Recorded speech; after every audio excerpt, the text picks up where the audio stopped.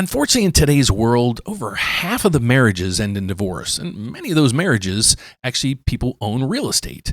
So in today's video, what I want to explain to you guys is the proper way to remove a ex-spouse or an ex-person from your, not only the vesting of the title on your property, but also the mortgage and the whys. So let's get over to it. My name is Dan Frio. I'm actually a federally licensed mortgage loan officer. So if you're out there in any 50 states or Puerto Rico, I'd love to be able to help you try to purchase or refinance your home. And this might be one area where I can assist you with.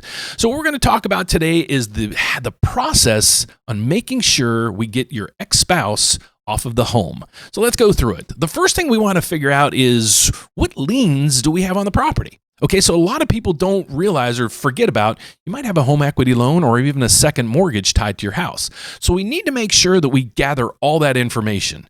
And the reason being is we have to contact those lenders. Okay, that's one part of this puzzle. Okay, so the next thing is we want to determine who's going to own the property. And then from there, you're probably going to say, well, how much is my house worth? Because I got to figure out how much equity I have in the property. So how the equity is determined is we get the value of your home. We deduct out all the liens that you have on the house. Yes, even the second mortgage or a home equity loan. The remaining balance is how much equity you have in the property. Okay, the tough thing though is during a divorce, how do you access that money, or what can you do in regards to the lien?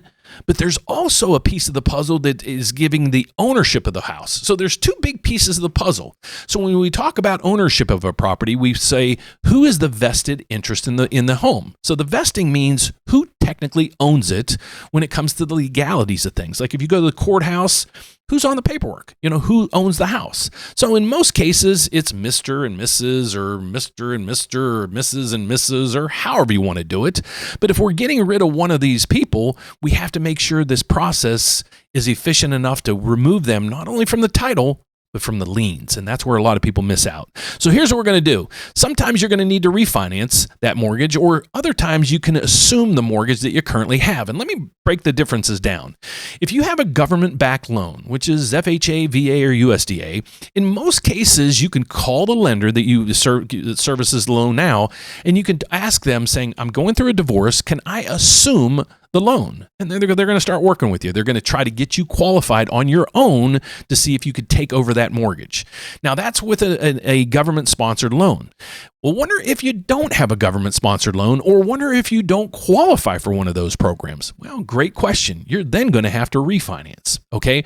The refinance process is going to be this.